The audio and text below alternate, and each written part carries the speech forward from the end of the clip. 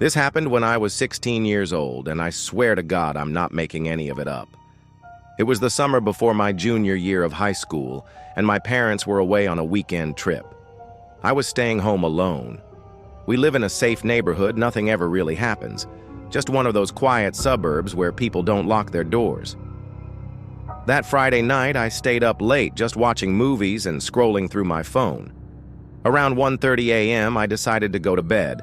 I did all the usual things. Turned off the lights downstairs, locked the front door, checked the back door. Everything was fine. I remember laying in bed scrolling on my phone when I heard something.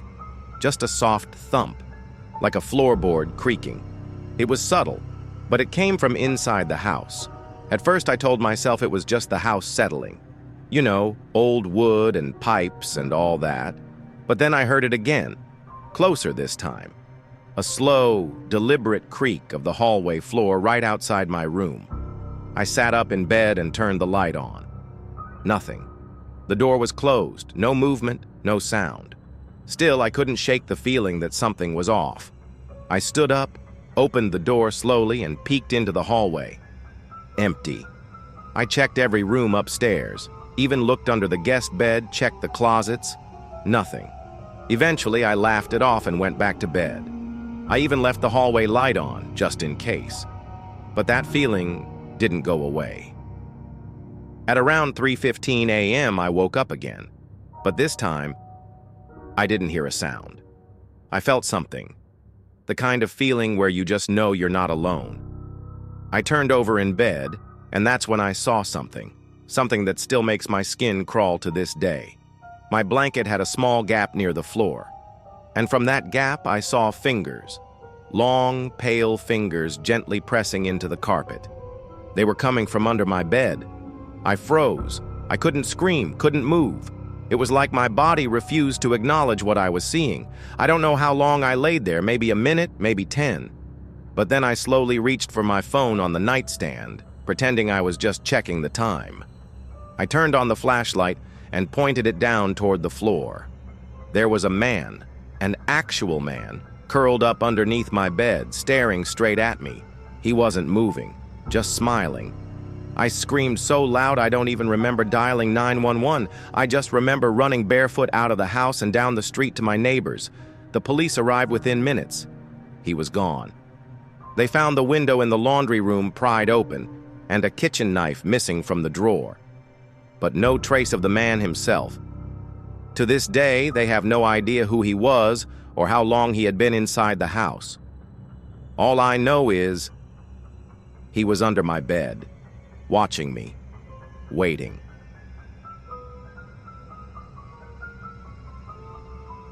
This happened about a year ago, and I still haven't told anyone in my family. I think they'd just say I had a nightmare. But I know it wasn't. I know it was real. For context, I had been living in a small one-bedroom apartment just outside of Phoenix, Arizona. Nothing fancy, just a quiet place I could afford on my own. I worked overnights at a hospital, so I slept during the day most of the time. But on my nights off, I had trouble getting to sleep. One night, around 2:30 a.m., I finally decided to go to bed after watching some random YouTube videos. I was exhausted, but the second I laid down, I got this weird feeling, like the air in the room changed. It felt heavier, like something was watching me. I remember laying flat on my back, which I normally never do. I always sleep on my side. But that night, I couldn't move. Not because I didn't want to, because I physically couldn't. That's when I realized I was having sleep paralysis. It had happened to me once before in college. I knew what it was. You wake up, your mind is alert, but your body's frozen. You can't move, can't speak. It's terrifying. But it usually only lasts a few seconds. This one lasted much longer. At first, I told myself to just breathe, not to panic. But then I heard something. It started as a faint whisper, like someone muttering from across the room. I couldn't make out the words. It just kept going, low, raspy, constant. And then, I heard it behind me. But here's the thing. I live alone. The whispering grew louder, closer. It sounded like whoever it was, They were right next to the bed, but I couldn't turn my head. I couldn't move at all. I tried to scream, but nothing came out, just a soft breath. Then I felt it. The mattress shifted, like someone sat down on the edge of the bed right near my legs. I could actually feel the pressure, the dip in the mattress. It was real. And then, the whispering stopped. There was silence for maybe 10 seconds. And then a hand, cold, thin fingers, slowly wrapped around my ankle. I remember the texture. It wasn't like a normal hand. The skin felt rough, dry, almost like sandpaper. Then it started pulling. Not hard, just enough to let me know it could. I tried everything to wake up, to jerk myself out of it, but I was completely frozen. And then the worst part happened. I heard a voice, clear as day. It whispered directly into my ear. "Don't look at me." I felt its breath on my face.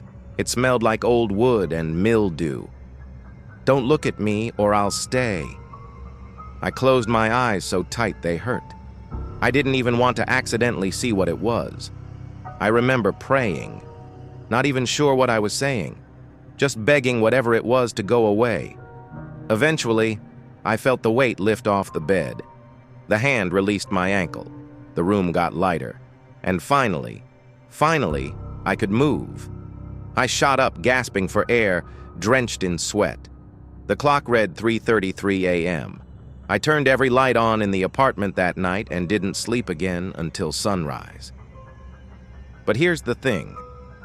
I checked my ankle in the bathroom mirror, and there were red marks, finger-shaped.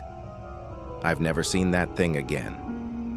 But sometimes, when I'm in bed right before falling asleep, I hear faint whispering just outside the room, and I remember what it said.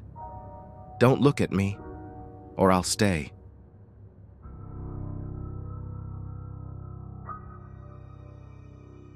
My name is Chris. I'm 22 and I work for a local pizza place in a quiet town outside of Minneapolis. We close at midnight, and this happened on a Thursday, dead slow until around 11:40 when the phone rang. It was an order for 2 large pepperoni pizzas paid online. No special instructions. The address was way out, almost 15 minutes from the shop, down a wooded rural road. I almost told my manager to reject it, but he said, just do this one last drop and then clock out. So I packed the order and left. The drive was dark and uneventful until I turned onto the dirt road. The trees grew thicker on both sides, and there were no streetlights. The GPS showed I still had half a mile to go. Finally, I saw the house. It was a small one-story place, lights off, porch light flickering.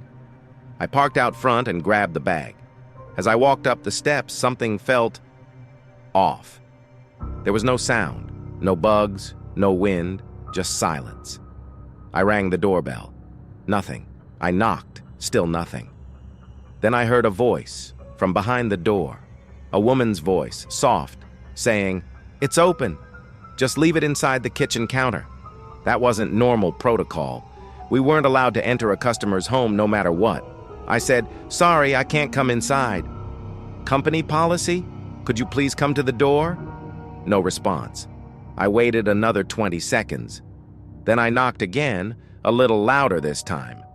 That's when I noticed something through the window.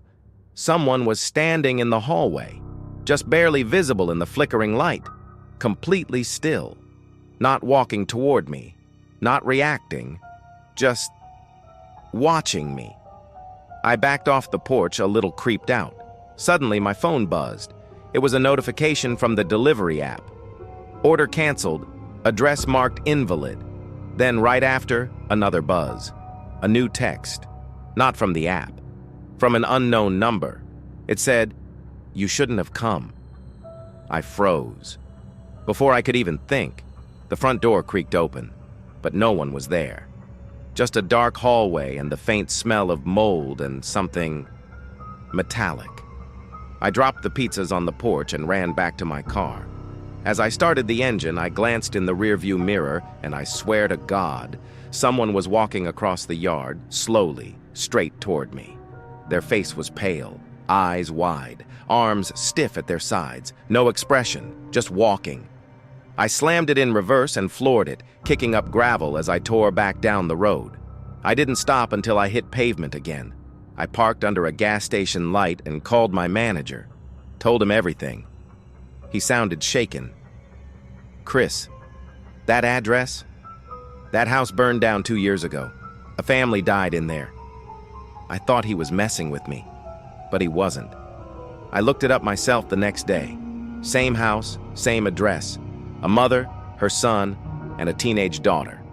All found dead inside. The father, never found. They said the fire was suspicious, no signs of a break-in. The mother had called 911 2 days before, reporting someone watching their house at night. I don't know who or what was waiting for me in that house, but I'll never do a late delivery again. Some orders aren't meant to be delivered.